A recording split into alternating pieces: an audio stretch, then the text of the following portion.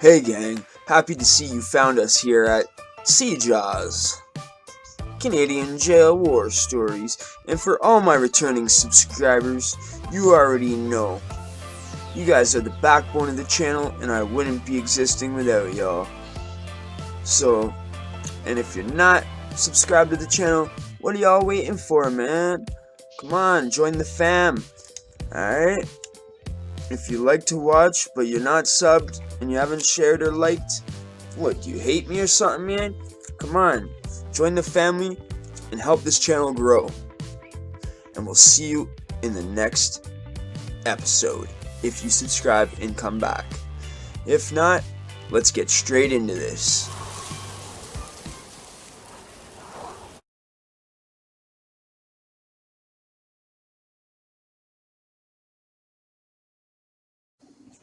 Hey everybody, what's going on?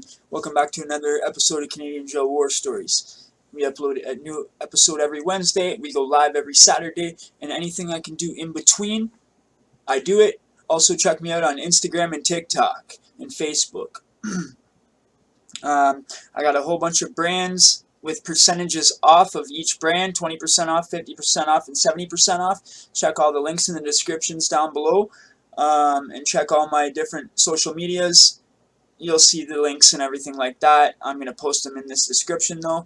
Alright, thanks a lot for listening to that little intro. By the way, we have a PayPal option or a tip page or a merchandise store of my own, a merch channel for the channel. You can go to buy my own merch at the merch store. At the top of the channel, you can go click on the very right for the PayPal, merch store, tip page, Facebook, or TikTok. Okay guys? And in the Instagram and all that, other social medias are down below on my Facebook in the About section and in the YouTube About section. Alright, let's get straight into this. Today's video is about kites. And I haven't really seen much about kites on the internet, on the jail genre yet, so I thought I might as well speak on it, be one of the first to speak on it. Not sure, I'm pretty sure others have spoke on it, but I mean I haven't heard much about it in a while, so I really haven't heard much about it, period. I haven't really heard anyone speak on it yet, but then again, I don't watch a lot of prison YouTubers. Probably only a few that I watch, and not every episode. Because I friggin' lived it, right? I don't want to sit there and watch prison all day. But, there is a few that I watch here and there. Just because I respect the motive, I respect how they changed their life around, how I've changed my life around. This is to show people how we've changed our lives around, not to promote the violence and all that. It's to show you guys how good we've done and how far we've come from our old selves and those stories you hear about us, what we've done in the past and how much time we've spent in there. You know what I mean? It's for you guys, so you younger ones and ones that are thinking about committing crimes, maybe think twice about it and think, damn, I don't want to go have to spend all that time in there like them guys. Anyways, so I'm going to stop carrying on, rambling on. You guys want to hear the video. Alright, so a kite is basically a way that you can communicate with your buddies on any range. Okay, this is a kite. Okay, so this is a kite. Now, there'll be a mailman. If you're on the pods, there'll be a mailman on each range. Now, if you're in like the Don Jill or the West, you're going to have to get a cleaner, like a hallway cleaner, to move these from range to range. So, basically, when you're on the pods, though, in the super jails, they go A, B, C, D, E, F in a round circle in the pods, and the fire doors connect each one. So, I'll see if I can get a picture of it somehow, and try to toss that in at the end, what the fire door looks like at the end of the video. I'll see if I can, guys. I'll try my best. If it's not there, don't, you know, get upset, but I'm going to try. Alright, so basically this is what they do. So you'll put on, this is what I do. This is what we do. So you'll put on whatever range the guy's on, right? CJAWS, that's me, Canadian Jail War Stories. So you'll put that on there like that. FF. On the outsides, you'll write F range, right? CJAWS in the middle. Some people do it a little differently, right? Now, if there's something in here, if it's just, okay, there's kites like this that are just written stuff, and then there's kites that actually have something in them, like a bit of bogey or a bit of boot bop. So the boop bop or bogey can be in here just all loose, you know, loose tobacco, loose boop bop, and boop bop is chronic. And anyway, weed, whatever. Okay, so the boop bop is gonna go in here, and then you send it through the door. Okay, so the door, you want to be like, you go up to the door. Well, the mailman, usually on different ranges, they might have a mailman, or if you want to do it yourself to make sure it goes right to the person, because there'll be a mailman on every range pretty much. So that way they bang on the door, say, yo, give this to the mailman, right? Or if you're like me, you'll bang on the door and give it to the server next door, so that way you know who has it. 'Cause sometimes kites will go missing, or with packages and stuff like that, and that creates a big politics in the jail. Then shit is gonna be like, trust me, they're gonna find out who did it, who went to the bottom of it. If it takes a month, we're gonna find out what happened, and it's gonna be a lot of politicking, but we will find out who took the kite or the package. Anyways, so when they put these kites through the doors, right, what'll happen is, the guy next door will say, yo, what up? And you pass it through, you say, yo, it's me, CJAWS, who's this? They tell you who it is. Alright, if you don't trust that dude, alright, get so-and-so.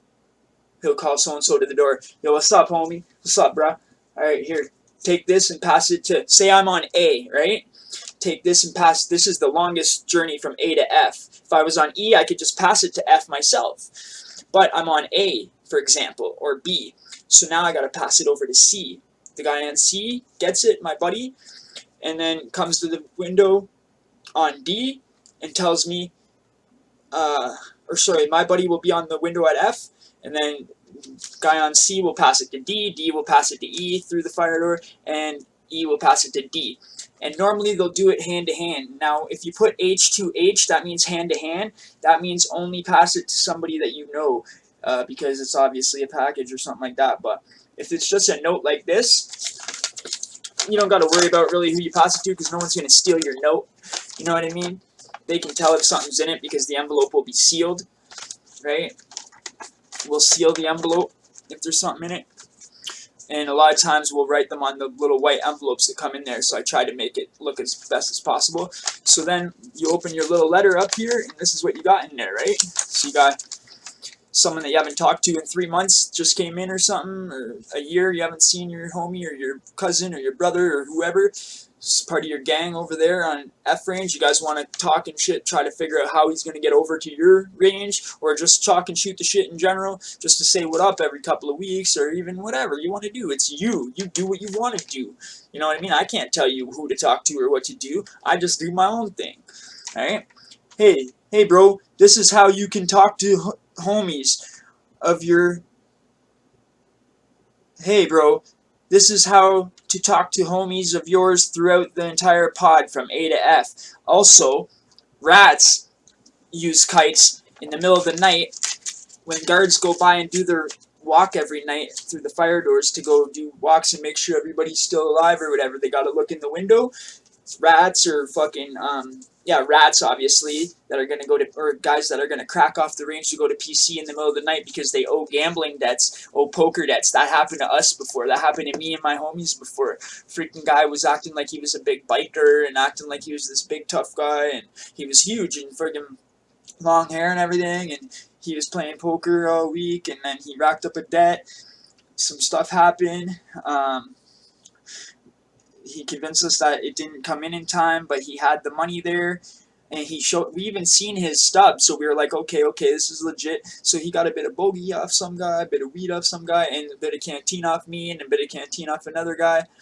I think a cigarette off some other dude. Anyways, he owed a lot. He owed a couple $100, right?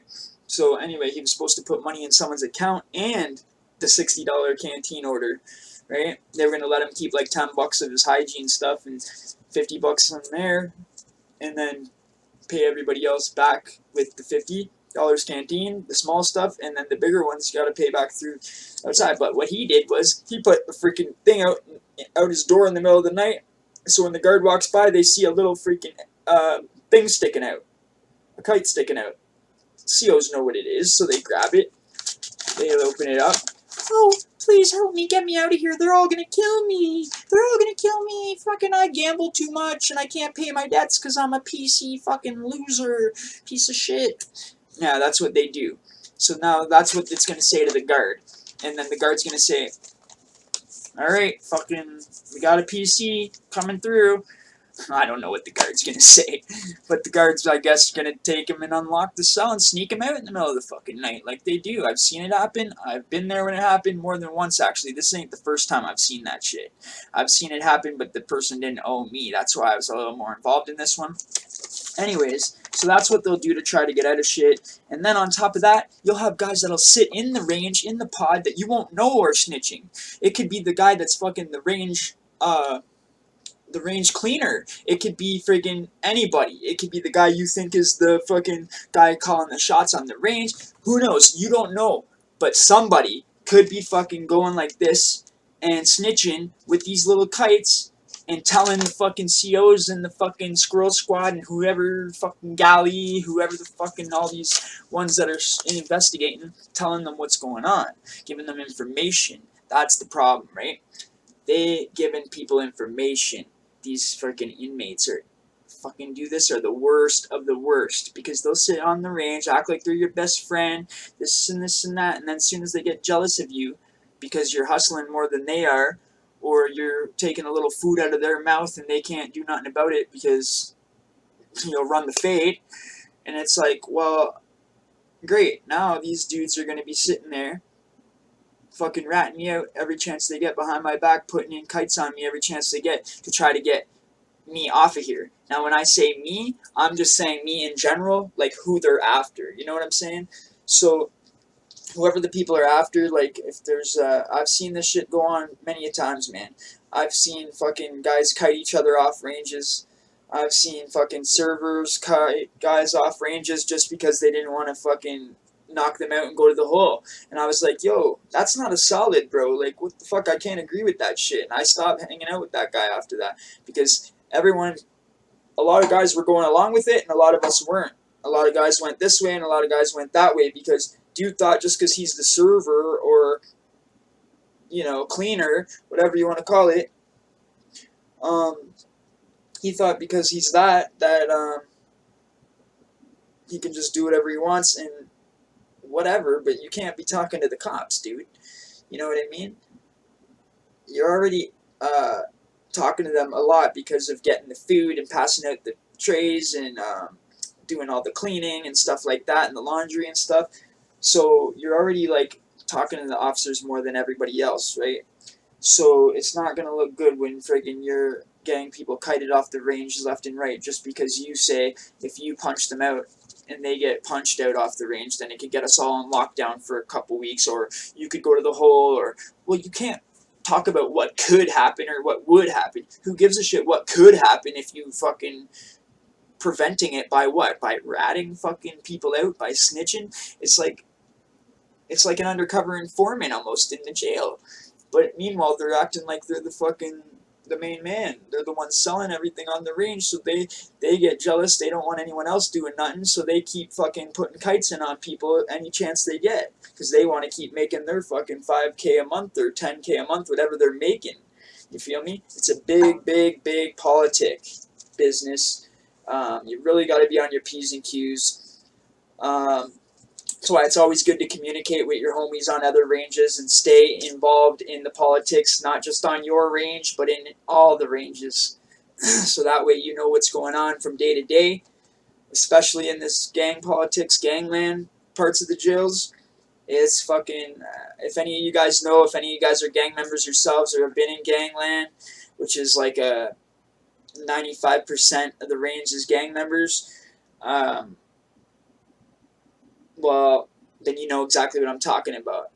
It's a constant every day. You better have your jigga on you. You better have your shoes tied tight in the morning as soon as the cell's crack, stuff like that. You know what I mean? Not going to say stuff's going to happen every day, but you got to be ready for it. You always got to be politicking. You got to be in your mind. But then again, also on the money tip, when guys are wanting to be on that money hustle, money grind, That's what I like. I like it when everybody's just on their money hustle, on the money grind, and then that way everybody can just do their own thing, and everybody minds their own business. That's the best way to do the time, bro. So my suggestion is just do your own time, mind your own business. Don't worry about what the next man's got going on, and get your own. Get your own meal ticket. No next man's gonna do it for you. Okay? So that's what I got to talk about kites. If you want to get in more detail, more depth about kites, not much really to get more into. I think I got into that's what a kite is, that's what a kite does, and that's kites. Hey, we knocked another one down, guys. Alright? So I hope each and every one of you enjoyed that episode. Right now, right after I finish talking, check out if the picture's there or not. I'm going to try to go make a nice thumbnail for you guys right now. And you guys be good, and we'll see you in the next episode. Alright? Check out all my social medias, guys.